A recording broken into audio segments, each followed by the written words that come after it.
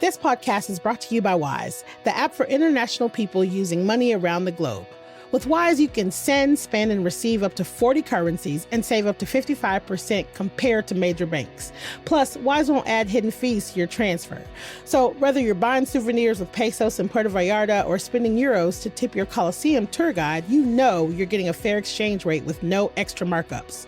Join the 15 million customers who choose Wise. Download the Wise app today or visit wise.com/US/compare to learn more. T's and C's apply.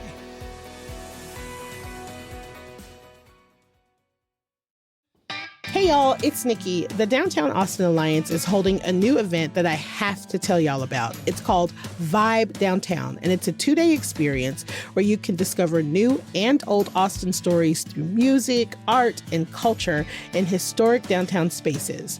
Some of Austin's best creatives will be involved, and what's awesome is that Vibe funds $30,000 in commissions for those elected to participate in the event. So check out vibedowntown.org for details and get ready to experience the vibe on September 19th and 20th on Old 6th Street.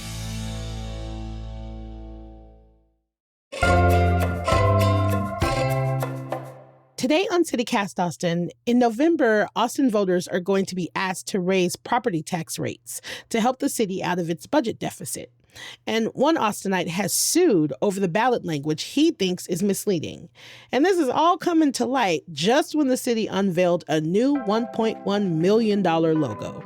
So I'm talking to a City Hall reporter to get into it.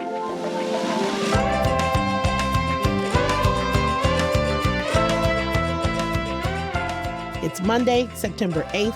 I'm Nikki Devon, and this is what Austin's talking about.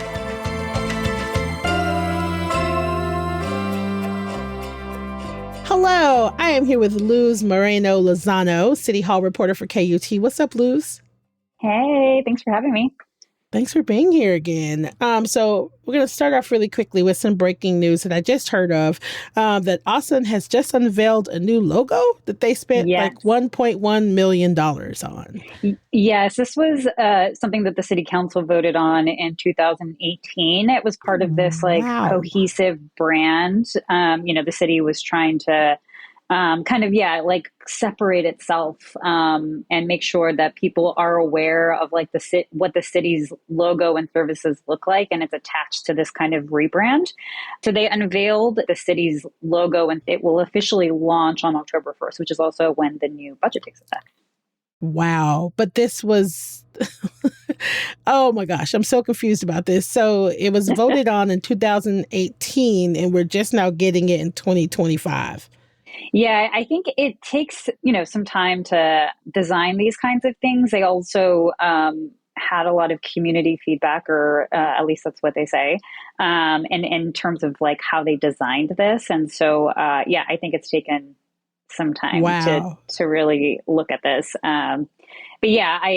It's a couple of years in the making. It sounds like they're gonna put this on all of the city's social media, on the website. So it's gonna be a really major rebrand, and it's the first one, I believe, the first new one, I guess, since the city has worked or moved forward with its current logo and design. This is interesting. If anybody listening is interested in the new City of Austin logo, look it up. Let us know what you think about it. It's not clear yet when this $1.1 million was spent, but we do know that this fiscal year, we are in a budget crunch and facing a deficit, which brings us to this tax rate election. In November, Austinites are going to be asked to increase their property tax rate. Former mayoral candidate Jeffrey Bowen has filed a lawsuit challenging the ballot language, though, and now we're waiting for the Texas Supreme Court to weigh in. So what is going on? What's at stake here? Yeah, so when the city council passed their budget, they decided they wanted to ask for this tax rate increase. It's 5 cents per $100 of valuation, which for an average homeowner in Austin is something like $300 more for the year. And what this lawsuit is challenging is the language that will be added to the ballot. It's pretty basic language. It says things like, we're using this money to fund homelessness, to fund public safety. It kind of lists it, but it doesn't get specific in terms of like how much money is going toward each project or each category. And so that was part of what the concern was in this lawsuit, is like, because the city isn't dedicating a certain amount of dollars to each category or each project, it can therefore use however much money it wants to on each one, and use it for other stuff as well, because that's how the language reads. The other concern is that this ballot language doesn't properly, or as they say, lay out that this is a multi-year tax rate increase. The way that the city has planned this out is over 4 years. It might be 5 years, but it's over a certain amount of years. And so it'll kick in, once voters approve it, if that's the case, and it'll generate $110 million for this upcoming fiscal year. And the way that they planned out their budget over the next couple of years is so that that tax rate increase kind of follows through, and it generates a certain amount of dollars in each year, and it changes. The ballot language doesn't specifically say that this is a multi-year tax rate increase. It says something Oh, like 2025, 2026, like fiscal year. Like it is very misleading. specific. Yeah. And so the point that Mr. Bowen is making is that it is misleading to voters, because then they're thinking that this is a one-time thing and that the city could potentially lower the tax rate next year. And, it's not, properly conveying to voters that this is not going to decrease next year. Or I guess it could, if the city wants it to. But yeah, I think that's like the basis of the lawsuit that's before us. Oh, kind of like it's misleading, making people think it's just this year so that we can catch up. Yes, exactly. Exactly. Ooh, okay, okay. Do they ever go down? What is the potential of this actually being just a one-time thing? Or historically, does that just not happen?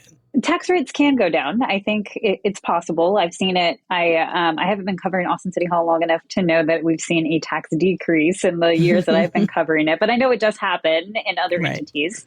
When it comes to tax rates, it's a majority of the revenue that the city generates. So they almost always adopt a tax rate increase that will allow them to make the most money, because as we've seen in the years, just like as regular residents, each year inflation Yeah. changes, and the cost of materials, the cost of salaries, those kinds of things change and increase. And the only way to keep up with that is to raise the tax rate.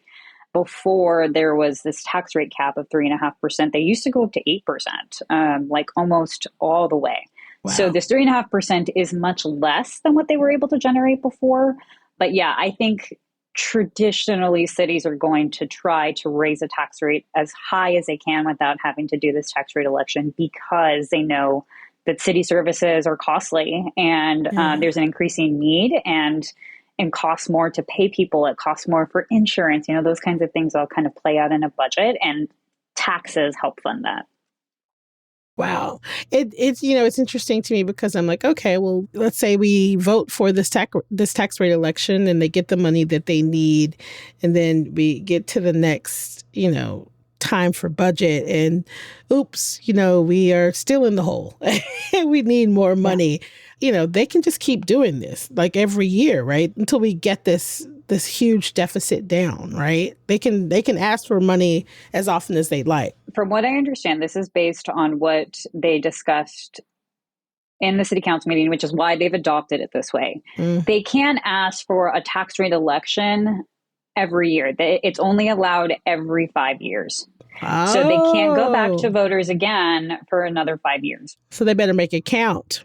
which is why when they adopted this particular rate, right, they could go up to 8 cents. They're asking for five.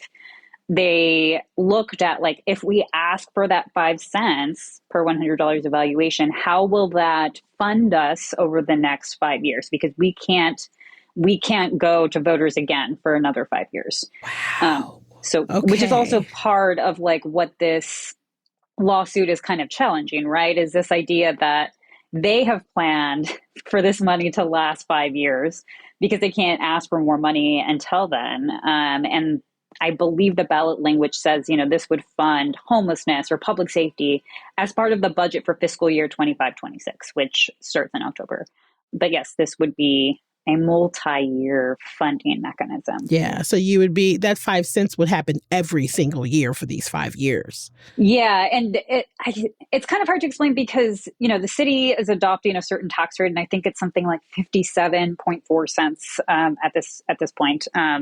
So next year, when the city adopts its tax rate, it's possible that it'll go down to 53 cents, but it's likely not. It'll likely go to something like maybe 60 cents or whatever that 3.5% cap is. So that's kind of the point that they're trying to challenge in this lawsuit. Now, the Third Court of Appeals did deny this motion, hence why they have refiled in the Texas Supreme Court. And their arguments are the same. The arguments are that the ballot language is not clear and it is misleading to voters. And therefore, the city should change that language before the ballots are printed sometime later this month.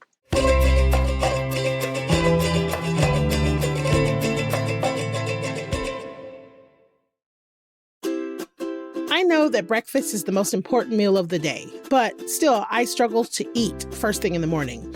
I'm looking for something fast and filling that will also give me the nutrients that I need. That's where Huel comes in. It's spelled Huel. Now, I tried their Black Edition vanilla flavored powder, and it is a complete meal. It's packed with 40 grams of plant-based protein, 27 essential vitamins and minerals. There's no sugar added, and it's gluten-free. Also, for you Austinites that like your daily greens, they just dropped a first-of-its-kind Super Greens drink in a can. It's called the Huel Daily Greens Ready to Drink.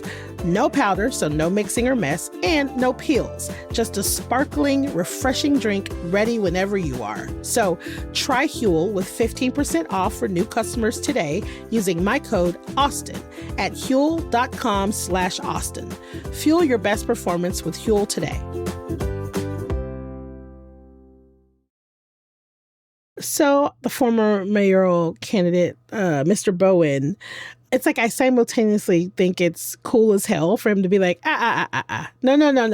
This isn't making, like, I kind of love that. I love that. I love that part of it. And I love that it's just a citizen being like, this doesn't make sense and I need you to make it make sense. His lawyer, Bill Alshire, is notorious. I mean, this man is notorious. When I worked for District 1, I felt like every single public information request I received had his name on it. Yeah. So Bill Alshire is very well known in the city, and he has sued the city several times. And so I'm curious, like, what do we know about Bill Alshire? Why is he constantly suing the city of Austin? Does he seem like a person that's just like, no, I want to keep things above board, and this is how we do that? Yeah, Bill Alshire. He's a former county judge. He served as Travis County judge for a number of years. So I do think that, one, he's built up a rapport that way. He was an elected official for quite some time. In his years after being on the commissioner's court and as an attorney, he has been behind several lawsuits filed against the city.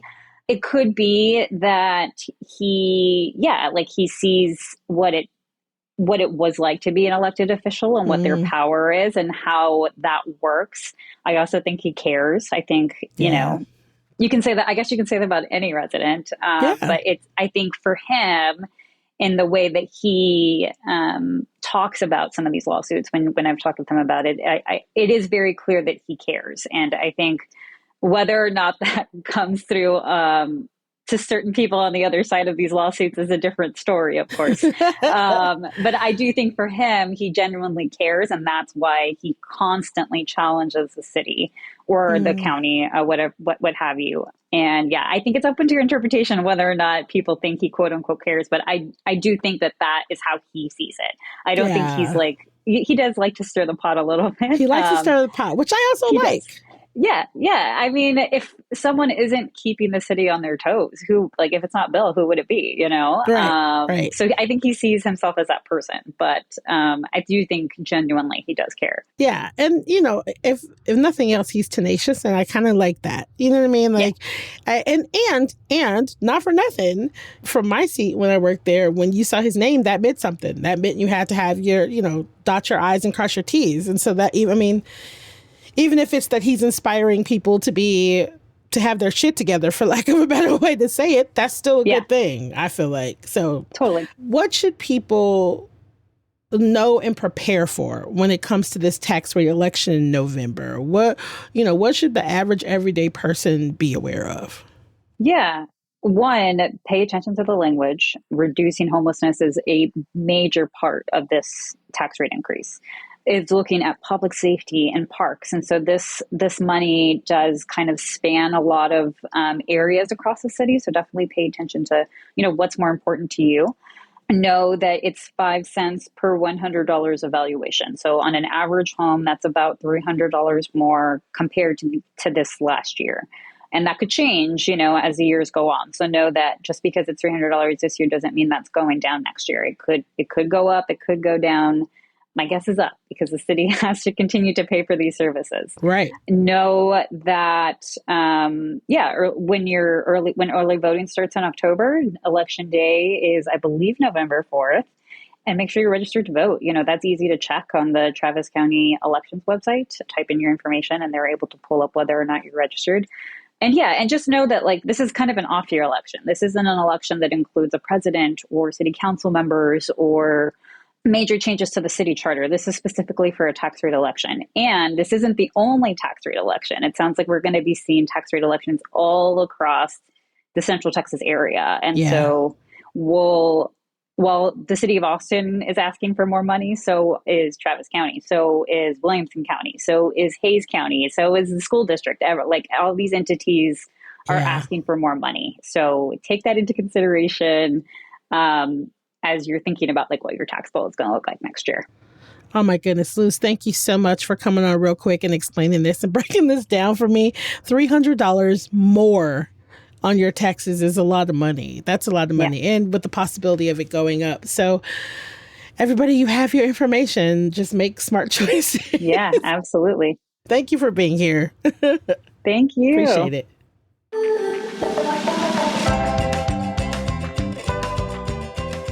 That's all for today here on CityCast Austin. You can find links to Luz's reporting in our show notes. And, if you enjoyed the show, tell your friends, rate the show, leave a review, subscribe to our Hey Austin newsletter. And of course, if you really, really, really love us, help support us by becoming a neighbor today at membership.citycast.fm. We'll be back tomorrow morning with more news from around the city. Bye, y'all.